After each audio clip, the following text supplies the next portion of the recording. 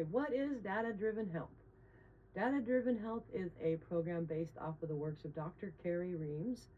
It is His system is known as Reams Biological Theory of Ionization, or RBTI. It is an analysis of the urine and saliva to give a mathematical picture of your health. So we have a formula that we go off of that is perfect health. Without knowing what perfect is, you can't know what to do about what's wrong. So we know what perfect is, so we know what we can do to fix whatever's wrong, whatever symptoms you're dealing with. So we use a certain set of tools to test the urine. We have the pH paper. I know my lighting is really bad this morning. The refractometer, 0 to 32 degrees Brix. The refractometer that we would use for testing wine or honey or fruits and vegetables. If your garden is healthy, your fruits and vegetables will test high on the Brix scale. If they're unhealthy, then they will test low on the Brix scale. So we use the same tool for testing our fruits and vegetables, whether they're healthy as grown or not. And then we have the salts meter, which measures the amount of salts that are left over in your system, whether you're drinking enough water or not, basically. And we have the protein test solutions, which we use to test the ammonium nitrate and the nitrate nitrogen, or the ammonium nitrogen and the nitrate nitrogen. And together with all of those results from those simple tools, the tests that they give us, we know what's wrong with your body, so we know what to do to fix it. So with the pH results, we will change the amount of calciums that you take and which kinds, whether they're anionic calciums or cationic calciums. Your body needs more calciums than any other mineral on the face of this planet. And so when we get your calciums up to par, then your body can function up to par. The salts, we would measure whether you're taking in too many or too little, whether your body can dispose of them and get them sent out, or whether they're being shoved into joints, muscles, other places that they don't belong in your body. Because if you're taking in too many and your body can't get rid of them, then it's got to put them somewhere. The sugars we test, whether you have hypoglycemia or diabetes, it doesn't really matter. What we want to do is make sure that we eat enough sugars that your body stays at 1.5 on the Brix scale. So if you have to quit eating sugar, we would know that. And if you need to eat more sugar, we would know that. And I don't mean white sugar, I mean any carbohydrates, anything that would turn to sugar when it's digested. And the proteins tells us whether or not your body can digest, assimilate, utilize, and get rid of the proteins that you eat, whether you're eating too many for what your body can handle or not enough for what your body can handle. And if you have too high of a protein, your blood is going to be too thick, and you could possibly be in the zone for a fatal heart attack, because your blood is so thick, your heart is going to get so tired that it is going to just quit beating.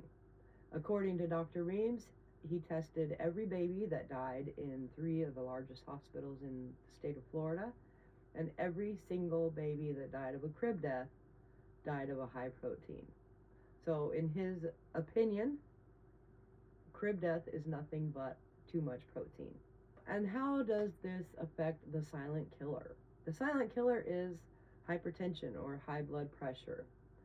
High blood pressure is caused from 2 sources. One is the proteins being too high, so we would know that through the protein test, and the other is your salts being too high.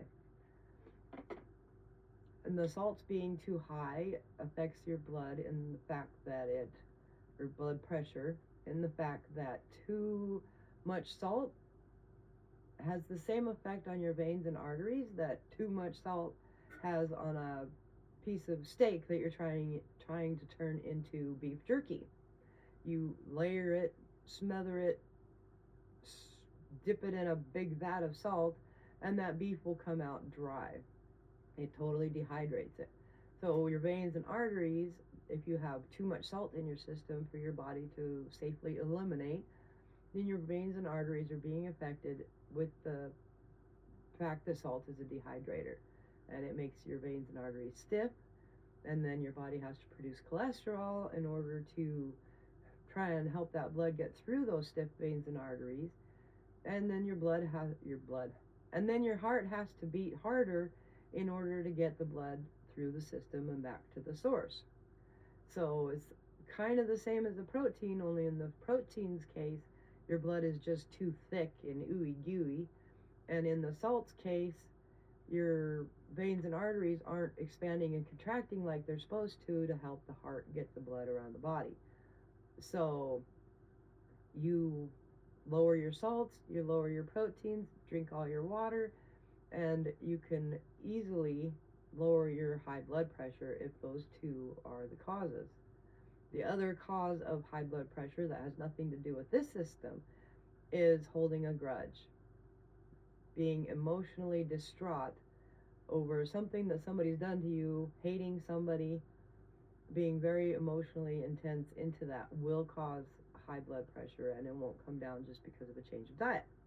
So we got to find the source, and it's very easy to eliminate or find causes by using tools to measure your urine and saliva. And the only test we do on the saliva is pH, and that's to find out how strong your digestive juices are that your food's going to be going into.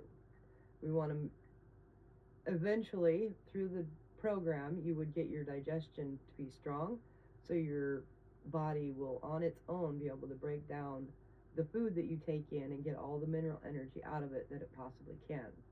Right at the moment, if your body's not perfectly healthy and your calciums are low, your salts are high, and your proteins are high, and your sugars are out of this world, your body's not going to be able to digest the food and get the nutrition out of it. So we supplement with minerals and vitamins as needed to try and get your body back to where it needs to be, where it can consider itself healthy, digest the food to the ultimate degree, and get all of the mineral energy out of your food that it possibly can, so it can rebuild the best way it can. Your body knows how to rebuild itself, but we have to give it the proper tools and equipment and supplies so that it can do that. It's like trying to have somebody build a house and giving them all rotten timber. It's not going to be much of a good house that's going to finally get built. So we don't want to give our bodies rotten timber. We want to give our bodies the best grade timber that we can give it so that it can heal the best. I think that's about all I have to say about what this program is.